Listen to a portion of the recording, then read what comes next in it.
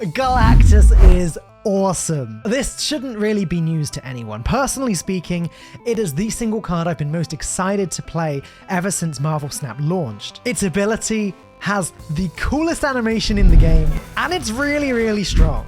So of course the first thing I had to do was build a deck around it, and while I'm not going to lie and say that I haven't been inspired by what I've seen other people doing with Galactus, I will also add that I did build the deck myself. I don't think it's particularly complicated to build a Galactus deck because I think there's really only so many ways that you can go with it. I'm going to throw up the deck list on screen now. This is what I ended up with after a few hours of testing. So is the deck any good? I would love to sit here and tell you that this Galactus deck is objectively the best deck in Marvel Snap, because it absolutely is. You cannot tell me otherwise. But I probably shouldn't say that. People get really angry on the internet when you say things like that. In a few hours, I went from rank 70 to rank 85 today. I'm hoping to hit early infinite with it, and of course I will update you if I get there. Alright, this is an update from Future Dan. I've been to the other side, I've seen the top of the mountain, and we have officially hit infinite with Galactus. I actually held off editing this video until I got there because I realized I was getting so close, and I have a lot of extra insight. So let's just forget and delete everything that past Dan had to say, because we're going deep into what makes the Galactus deck tick. So for starters, this is the deck list that I've actually ended up with, and there are a few changes between this deck and the one that I had when I originally played Galactus on stream. First and foremost, Shuri is insane. Now I know it might be a little bit disheartening for you if you don't have Galactus or you don't have Shuri. It's like, oh my gosh, that's 2 Series 5 cards required. She's not required, but she does greatly increase the power, because being able to play sometimes Galactus turn 4, Shuri turn 5, and then Death or America Chavez on turn 6, that is a huge power swing, and it is difficult for most opponents to keep up with that. Even more than that, you can do something which I'm going to refer to as the Shang-Chi dance with Shuri, by playing Shuri into Wave on turn 6 if you've played an Electro earlier on, because then you're adding 8 power while playing around Shang-Chi. The Shang-Chi dance is going to be very, very important in this deck. We'll touch back on that later. Rocket Raccoon is the other card, which I think a lot of people are going to think is a little bit odd, but let me explain. A lot of the time on the final turn, I found myself to be floating 1 or 2 energy. You know, like it's pretty common to play Electro early and then play Galactus to destroy your Electro. And so on the final turn, you end up playing America Chavez with 1 energy spare. You can spend that energy to squeeze in a Rocket Raccoon. Ultimately, I guess Rocket is in this deck in place of Sabretooth. Sabretooth I found to be very situational. You have to find a way to squeeze in Sabretooth early, then it has to die, and then you play it again with your opponent knowing that you have a 0 energy Sabretooth in your hand. They can play around it, or they can retreat if they know that it's too much power for them. Rocket Raccoon comes as a little bit more of a surprise. For 1 energy, you're putting down 4 power. That can make a significant difference. And of course, Rocket Raccoon has a second perk, which is that you can play it early onto the board to work with Adam Warlock. It's nice to have a little bit of extra support for Adam Warlock, aside from just Ebony Maw. Between the 3 of the cards, Rocket Raccoon, Ebony Maw, and Adam Warlock will be helping you draw a lot of your deck a lot of the time. In fact, I found myself snapping on turn 1 or turn 2 if I had Adam Warlock and Ebony Maw both in my hand, because typically that is going to cause you to draw enough cards to almost guarantee that you get what you need. Speaking of what you need, you only need a few cards, basically, to win with this deck. The one card you absolutely have to draw is Galactus. Yes, obviously, if you don't draw Galactus, you're going to have a hard time. I did win some games without playing Galactus, but it's very, very difficult. However, if you're playing Adam Warlock down early, you are almost guaranteed to draw Galactus if you can get a few extra draws from it. Keeping in mind we've got America Chavez in the deck, which is always drawn last. So you need to have Galactus early, but you also need to have another combination of cards to work with Galactus.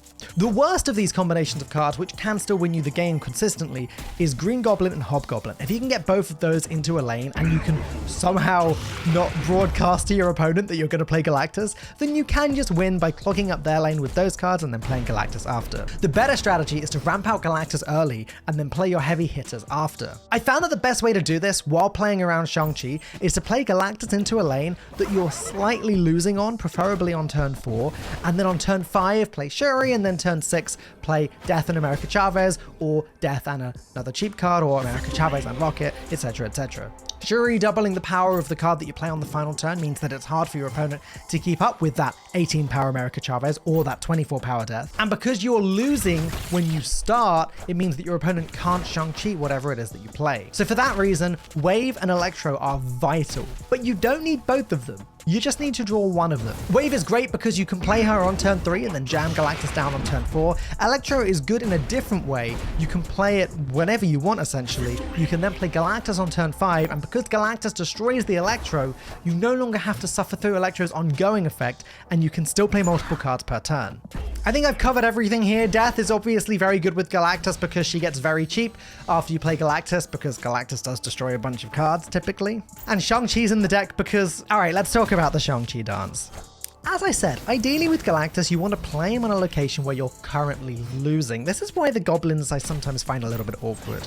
I feel like this deck would actually almost be as good even if you took out Hobgoblin altogether. The goblins are good for very specific reasons. They're good if they can clog up the opponent's locations, but that's very high risk, high reward. Green Goblin is obviously better than Hobgoblin. You can play it earlier. You can play it with other cards. You can play it with a Shang-Chi on the final turn to guarantee that you clear up one of your opponent's cards and then it gets replaced by the Green Goblin. Hobgoblin is expensive. Its only real use case, which is why I kept it in the deck, is that it works very well with Shuri. If you can Shuri on 4 and then Hobgoblin on 5, you're giving your opponent negative 16 power in a location. That alone can be enough to win you the location when you later play Galactus. But yeah, ideally you're playing Galactus into a location where you're losing only by a point or 2. If you can get Galactus down and be behind by 1 point, then yeah, your Shuri into your Death, or your Shuri into your America Chavez, or your America Chavez and your Rocket Raccoon is probably going to be enough to win you the game without the risk of Shang-Chi. However, if you do find yourself playing Galactus and you're ahead in that location, that's where the dance begins. You need to put enough power down where you realistically are beating most of what your opponent can do, while not putting anything so big down that Shang-Chi will beat you. Obviously, the dream scenario is being able to play, say, Shuri into Wave and Death all on the final turn. You know, ending up with your Wave with 6 power, Shuri with 2 power, and your Death with 24 power. And then if they Shang-Chi, well, you've still added 6 power, and, you know, depending on the situation before, that could be enough. The best case scenario is that you are revealing second. If you can go Shuri on the turn 5 into Death plus Shang-Chi, there should be nothing that your opponent can do really to keep up with that and beat that. But it is difficult to try and guarantee that your opponent is ahead at the start of turn 6 and that you still win the game after. And it is something that you will learn with experience. Alright, I'm filming for a 3rd time while making this video because Marvel Snap Zone have released their first tier list update since Series 4 and Series 5 came out. And now this is going to be like wildly inaccurate, right? Like I find it very unlikely that there's any way this could be accurate because whoever's putting these updates together, they don't have access to all of the cards. It's simply not possible. So it's going to be based on what they've researched and that kind of thing. Maybe based on stats that have been accumulated and collected and average cube rates and that kind of thing. Anyway, they have Galactus at the top of tier 2. I don't know why it's called Electros. Like, of course you're running Electro if you're running Galactus. Like this is a Galactus deck through and through. I want to critique the deck list because it's wildly different from mine. And I'm going to go out on a limb here and assume that I'm probably one of the players with the most Galactus experience at this point.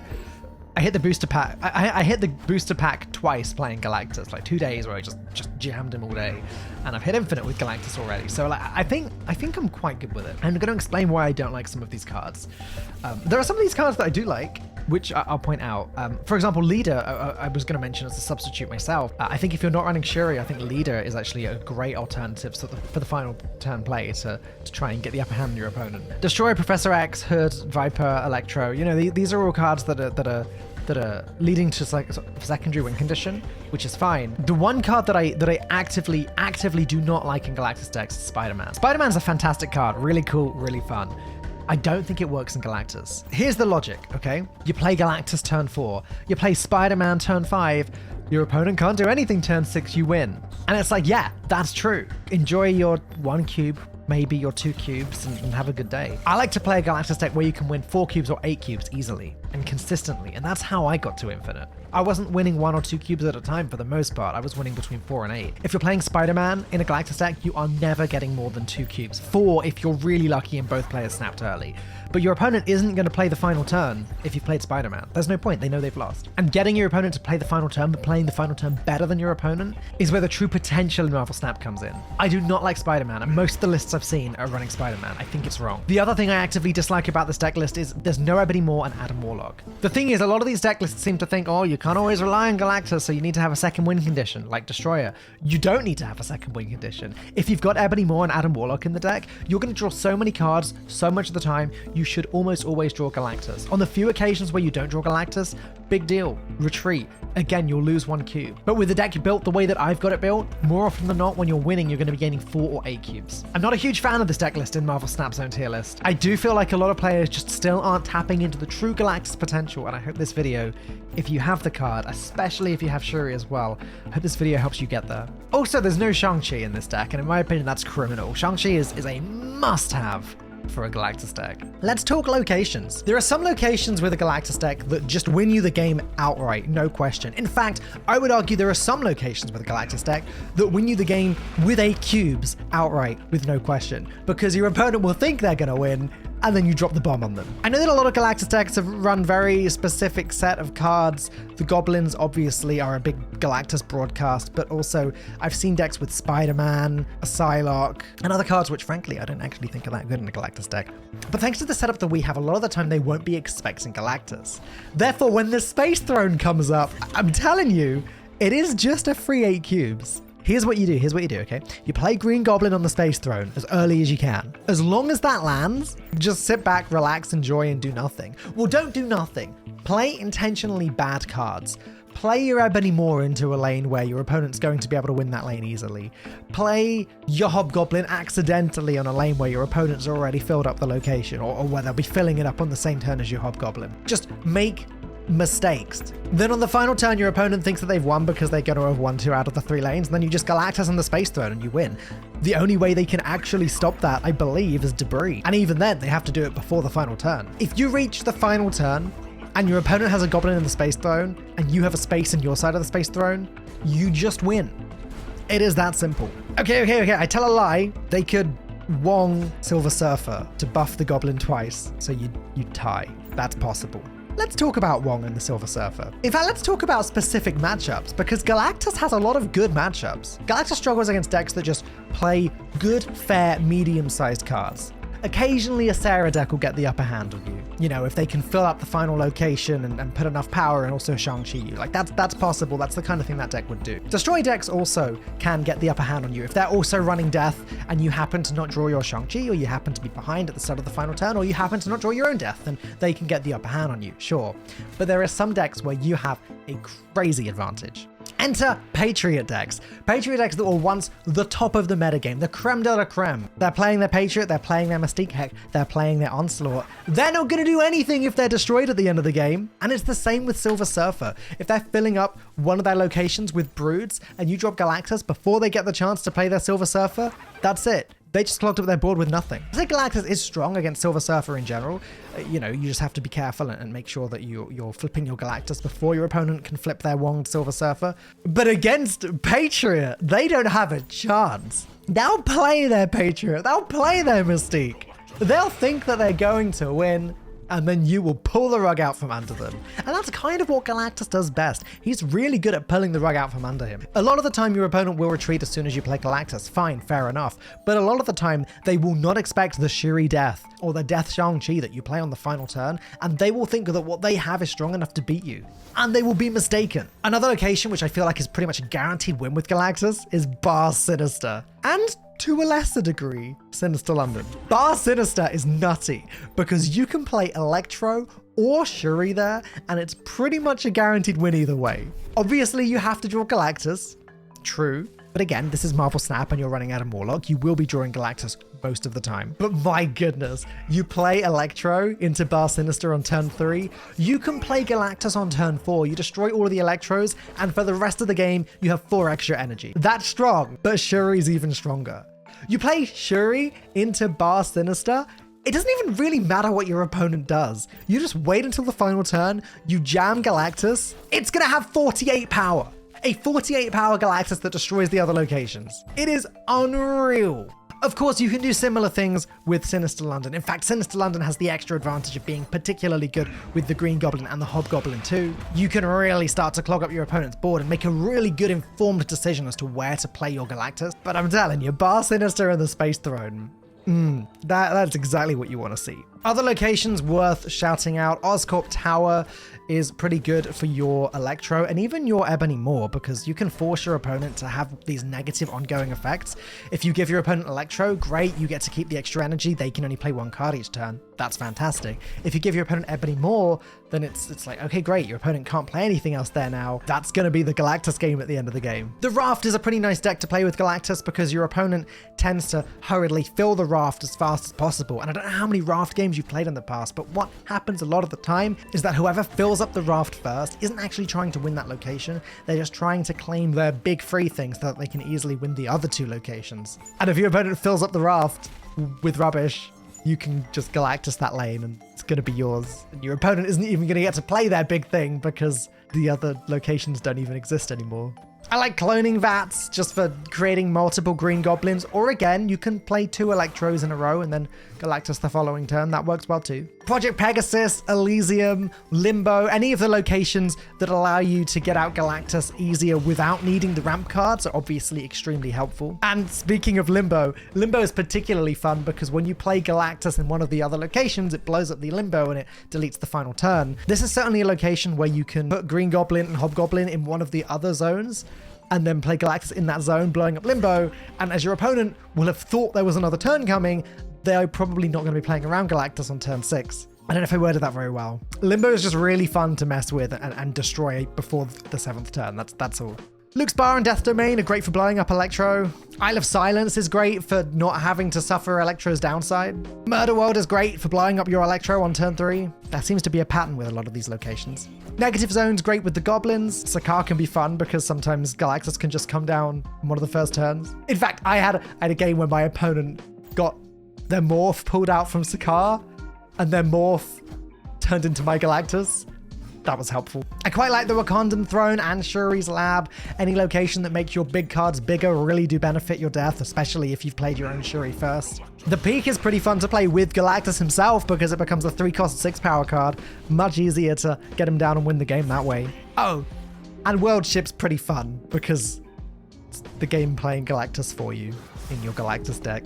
Of course, there are bad locations too. Anything that plays cards on your side of the board is going to be bad because you can't then play Galactus in that location. Central Park in particular is awful. I don't run Killmonger in my list. You can if you want. I don't think it's going to do much for you in most games. It's not really worth running just to avoid one location. If Central Park happens and your opponent snaps, just get out of there. But yeah, anything like Savage Land or Monster Island, not ideal either for the same reason. Also, anything that prevents you from playing your Galactus on the final few turns there is going to limit your options. The Vault, Kiln, etc. Anything like that. It's just kind of awkward. Not a disaster. You can still win those games easily if the other locations are good, but it is, again, it's going to limit your options a little. Play very carefully if you end up with anything like Avengers Compound. Obviously, anything that says you can only play card at this location on this turn means you're going to have to plan ahead. If you're going to end up ramping into Galactus on turn 5 and you can only play cards in Avengers Compound on turn 5, then you're going to want to make sure that that location is empty going into that turn. Nowhere is awkward because it prevents your Galactus, it prevents your Shuri,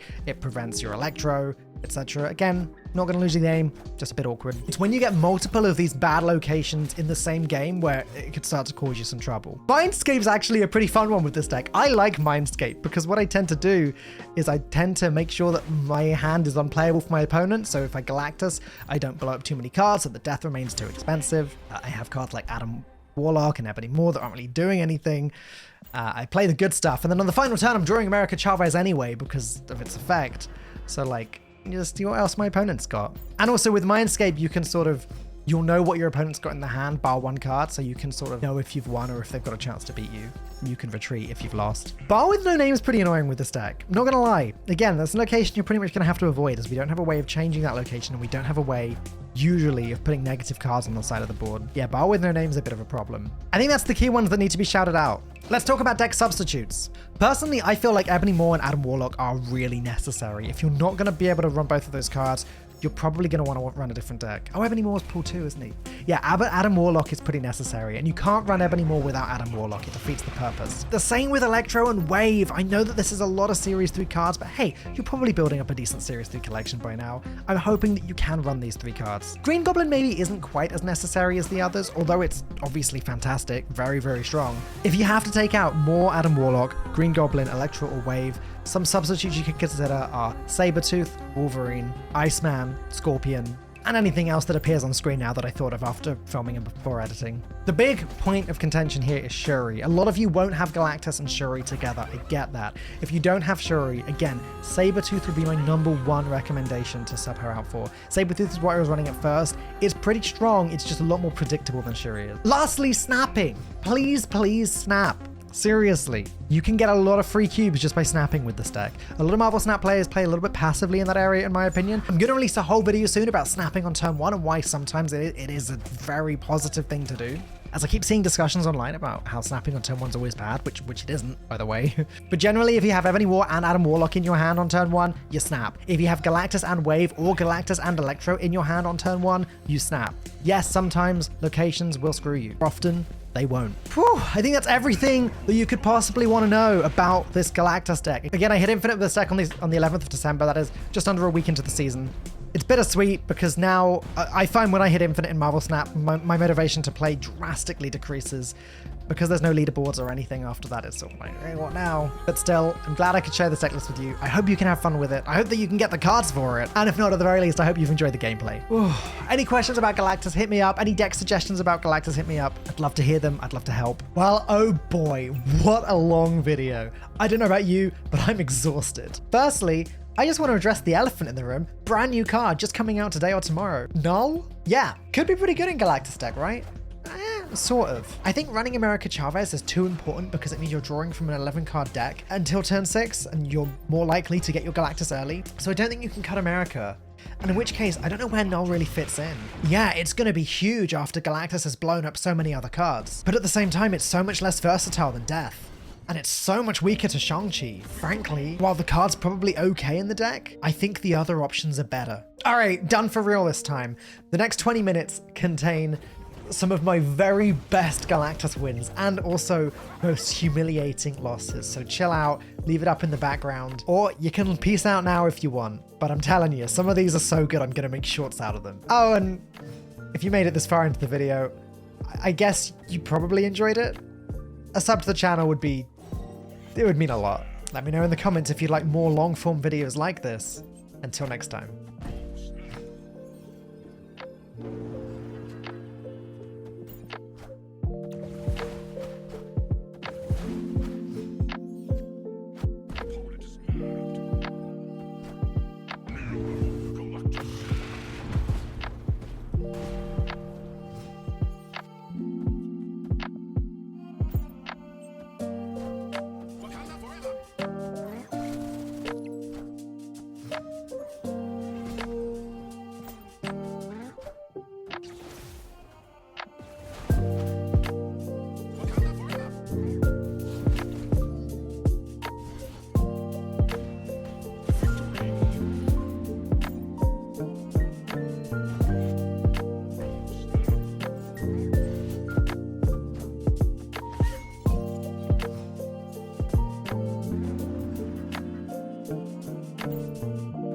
Waste might Asgard.